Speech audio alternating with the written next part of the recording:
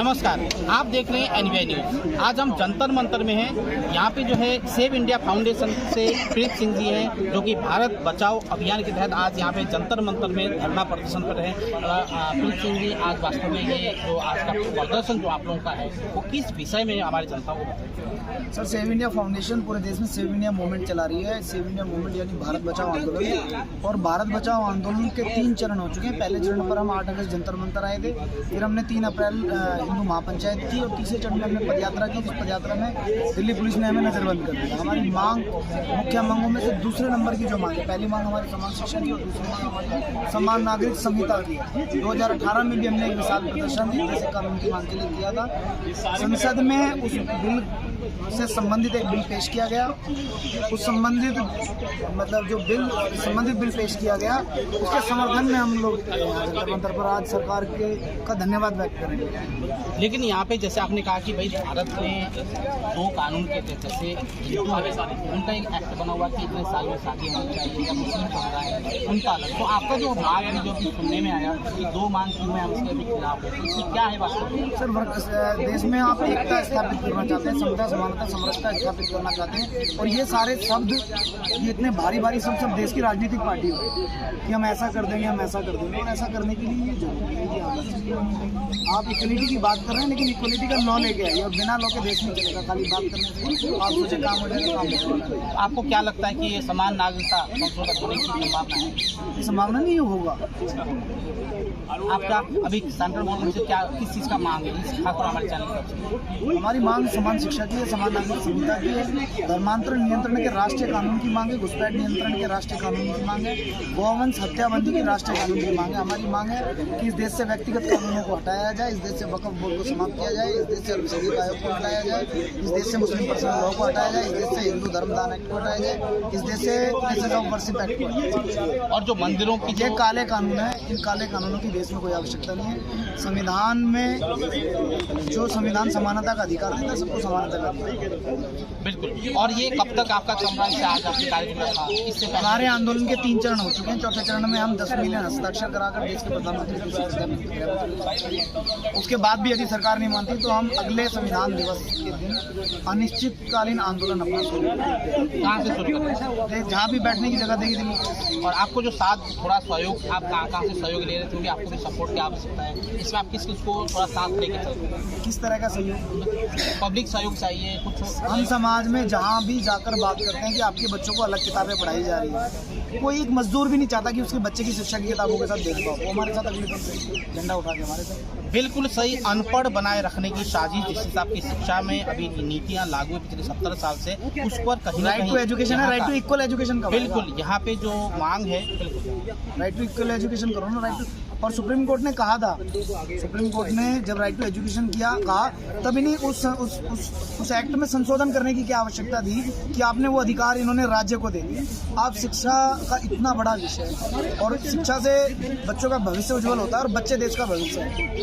आप चाहते हैं कश्मीर से कन्याकुमारी एक पाठ्यक्रम हो, जिसको जिस भाषा में पढ़ना, जिस बोली में पढ़ना है, कंफर्टेबल पढ़ेगा। लेकिन जो राज्य की भाषा है, जिसको जिस भाषा में पढ़ना, एक कंटेंट है, एक कंटेंट भाषा बेसिक, जिस भाषा में पढ़ना उस भाषा में पढ़ना। बिल्कुल।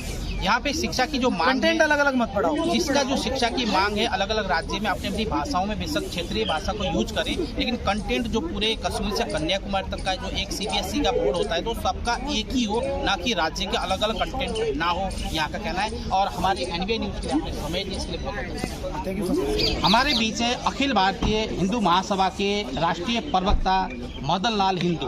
मदन लाल जी, आप जो आज का प्रदर्शन जो जिस तरह से आप जंतर मंतर में किस विषय में लेकर है और क्या है, इस विषय में बताइए। मैं प्रदर्शन के अंदर शामिल नहीं हुआ था, मैं यहाँ से घूमने आया था, मुझे दिखा प्रदर्शन तो मैं खड़ा हूँ। अच्छा, लेकिन आप तो राष्ट्रीय प्रवक्ता भी हैं। राष्ट्रीय प्रवक्ता भाई, जहाँ देश की बात होती है, जहाँ धर्म की बात होती है, वहाँ मैं अपने आप पहुँचने की कोशिश करता हूँ, और पहुँच गया। क्या मांग है आप लोगों का, खासतौर में जो संस्था है वो क्या चाह रहा है, क्या है? दुनिया की हर देश में एक कानून नाम की चीज़ होती है, और हर देश में कानून सबके लिए समान होता है। तो आज हमारे देश में जो बाबा साहब अम्बेडकर साहब ने कानून बनाया था, वो बहुत बढ़िया बनाया था, लेकिन काफ़ी उसमें बदलाव करते करते काफ़ी चीज़ें ऐसी घुसेड़ दी गई। हम चाहते हैं बाबा साहब ने जो संविधान बनाया था उसे उसी रूप में लागू किया जाए जिस रूप में वो चाहते थे। लेकिन आज के इस समय क्या हो रहा है, इस समय का समय क्या है, आपको क्या बदलाव है? भाई बाबा साहब चाहते थे कि 10 साल बाद आरक्षण खत्म हो जाना चाहिए, तो आज 70 साल हो गया। आज मेरी मांग है सरकार से कि जो हमारे दबे पिछड़े समाज हैं इनको पढ़ाई में आरक्षण दिया जाए, इनको ट्यूशन फ्री किया जाए, इनको माली हालात मजबूत किया जाए। लेकिन जब पोस्टिंग होती है डॉक्टरी की या इंजीनियरिंग की तो उसमें आपका नंबर मार्क्स देखा जाए कि आप कितने काबिल हो, उस काबिल के हिसाब से आपको नौकरी दी जाए। जैसे हमारे मंदिरों के अंदर तो धन सरकार देती है, हमारे सैकड़ों मंदिर, हजारों मंदिर हैं जिन्हें सरकार ने अपने अंडर में ले रखा है। और हम चाहते हैं और मस्जिदों को 118 करोड़ रुपए दिया गया है, तो हम चाहते हैं उनको 1 किलो मैं चाहता हूँ कि सबके लिए एक कानून हो, समान कानून हो, जिससे हर आदमी में एक मार दूंगा करते हैं यहाँ पर। जिसने अपनी माँ का दूध यहाँ पर भगवान को गाली दे, भगवान को गाली दे, मेरे भगवान को गाली, साला झूठा देख लो, पूरे भारत में बोल रहे हैं किसी ने भगवान को गाली दी ना, साले इतने पड़ेंगे, साले भगवान को गाली दोगे। और हम वो बात किसने दे दी, भगवान अल्लाह नहीं है, और तुम हो गए भगवान अल्लाह नहीं है, कौन है तुम्हारा भगवान? पहले ये तो क्लियर करो, यहाँ हजारों लोग हैं, हजारों भगवान है।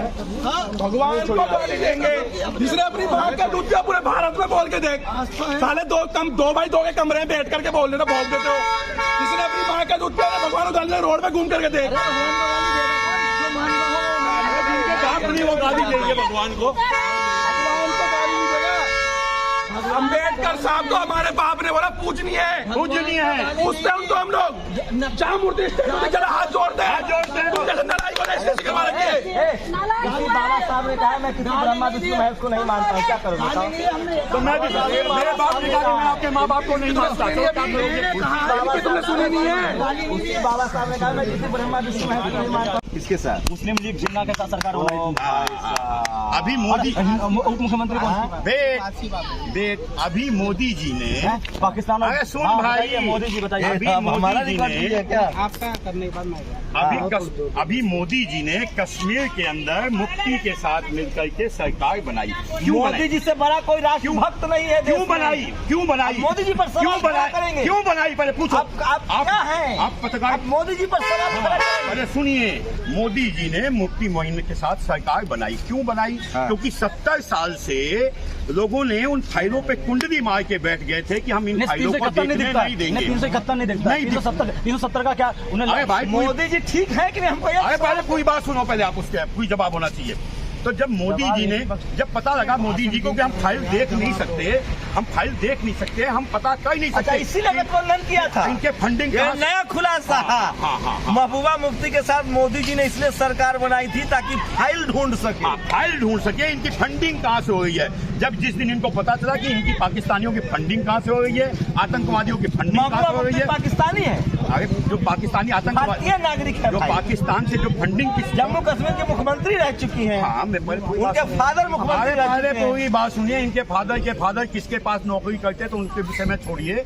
जब इनको सुनिए, तानसेन भी मुगल के यहाँ नौकरी करते थे, तानसेन, बीरबल भी मुगल के यहाँ नौकरी करते थे, वो तो मैं टोडरमल भी बीरबल के यहाँ नौकरी करते, मुगल के यहाँ नौकरी करते थे, सब ब्राह्मण थे। हाँ, तो यही तो थे जिन्होंने देश को, अरे तो यही हरामी थे जिन्होंने देश को बर्बाद किया, यही तो गलत लोग थे जिन्होंने देश को। सब ब्राह्मण नहीं, ब्राह्मण हमारे देवता भी हैं और शुद्ध हमारे देवता भी हैं। सुनिए, कोई मुगल के यहाँ नौकरी करता था तो खराब हो गया। हम सुअर को, तानसेन के बारे में क्या कहेंगे, बीरबल के बारे में क्या कहेंगे, अकबर के बारे में? जो सुअर है ना, सुअर जानते हो, सुअर, इसको भी हम भगवान मानते हैं, इनकी भी हम पूजा करते हैं शुक्र रूप के अंदर। आप अरे तो वो तो आस्था है ना, सुअर को भगवान मानिए, कबूतर को मानिए, गाय माता को मानिए, भिंडी को मानिए, पीपल को मानिए, आपकी आस्था है।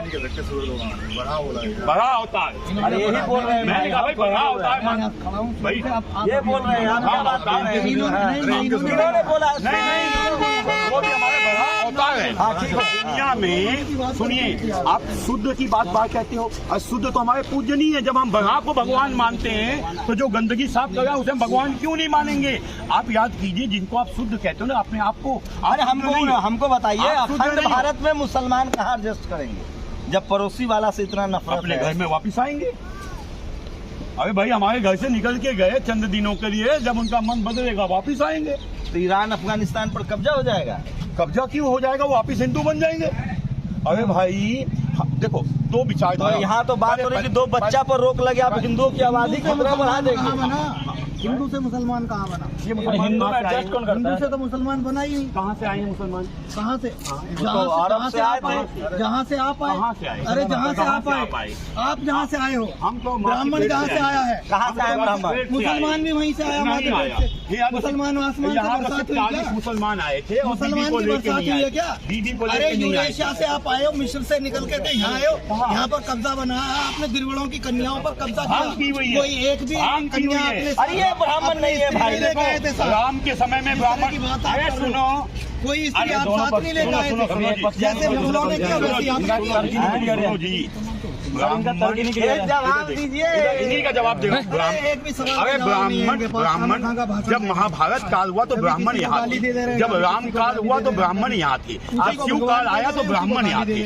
हमें इन्हें क्या हुआ, भड़का दिया गया। मोहनजोदड़ो हम विदेश आए, लेकिन मोहनजोदड़ो, हड़प्पा या भारत की जो सभ्यताएं, घनानंद, ये सब लोग कहते हैं कि यहाँ पहले राम काल में यहाँ ब्राह्मण थे नहीं थे, 1,32,000 साल पहले। अखंड भारत लीजिए, अखंड भारत सम्राट अशोक महान के वक्त में था, और आज किसी के दादा की औकात नहीं है, आज किसी के दादे की औकात नहीं है वो अखंड भारत बना दे। अरे औकात को छोड़ भाई, मोदी नहीं बनाएंगे, किसी की नहीं है, मोदी की नहीं बनाएंगे, मोदी की भी औकात नहीं है, वो खंडित किया है, आज वो अखंड भारत की बात करता है।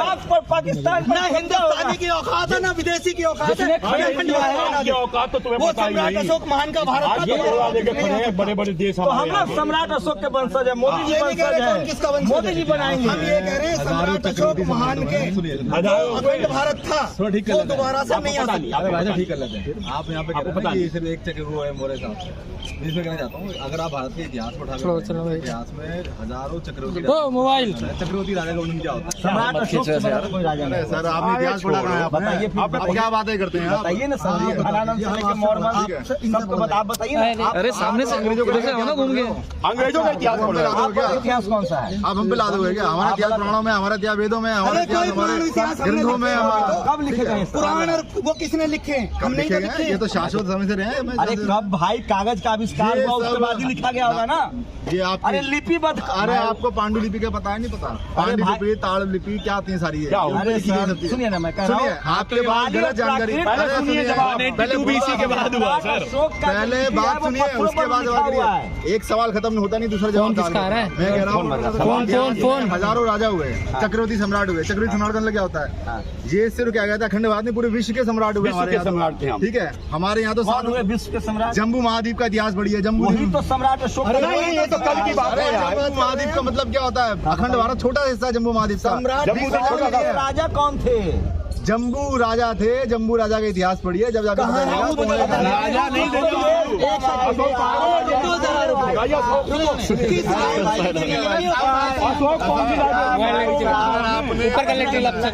जानकारी हमें भी कम हो सकती है। पूरे साउथ एशिया का जो था ना, वो जम्बू अरे वो देश जम्बू द्वीप संग्रह था, साउथ एशिया को जम्बू द्वीप हमारा। राजा कौन था? अखंड भारत की याद कर रहे हैं। हमारे यहाँ तो पूरे विश्व में जीतने वाले राजा भी हुए। अरे कौन था? नाम तो बताइए। आप पढ़ो ना, इतिहास पढ़ो। अरे नाम तो बताइए। राजा का नाम सुना है आपने? जम्बू राजा का नाम सुना है आपने? जम्बू राजा, दलीप राजा, नील का नाम सुना है? नील का नाम सुना है? नील का नाम सुना है। आप तो इतिहास में पढ़ा ना, अंग्रेजों ने पढ़ाया। टाइम पीरियड बता दो सर, कौन टाइम पीरियड तो बता दो, कब से कब तक रही ये पता होगा आप आपको। कौन से टाइम पीरियड को मानते हैं? आप बताइए कौन से टाइम पीरियड से। अरे विक्रम संवत बता दो या अंग्रेजी बता दो। युगों की बात चल रही है, युगों की बात चल रही है, सतयुग की बात चल रही है। युगों की बात चल रही है। ठीक है, यहाँ तो की बात चली, यहाँ तो द्वापर की बात चली है। की बात कलम युग में चल रही है, आज कलम युग है, सब लिखा पड़ा है। कहने की बात है, बेकार की बात है, आज कलम युग है भाई, सब बेकार की बात है। ये कलयुग है, यहाँ पे आपके सतयुग में बहुत बड़ी आवाज़ में पढ़ने नहीं दिया जाता था। कोई कलम युग नहीं है। बताइए कलयुग कह रही तो कलम युग था, कलम युग को नकार दिया। कलम युग ही चलेगा, कलम युग हमेशा बाबा साहब ने कहा है कि कलम हर युग में चली है, हर युग कलम युग था। पहले भारत ये तो दिक्कत है, आप आधी बात का आधा मतलब निकालते हैं। जम्बू द्वीप को राजा